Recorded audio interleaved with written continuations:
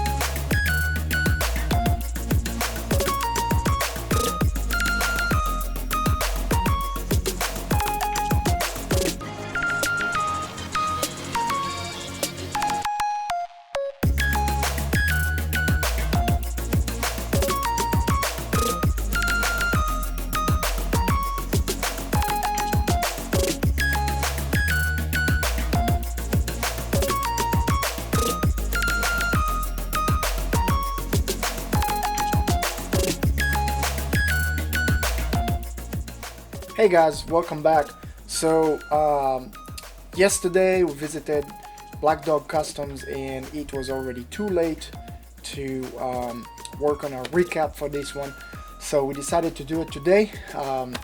And the weather is finally a little bit nicer than yesterday, and it was just the best time to do it. So anyway, yesterday was awesome at Black Dog Customs here in Georgia.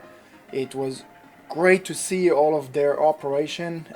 They got a really nice place, pretty cool Humvees in that place, and I really enjoyed looking at everything, learning more about them.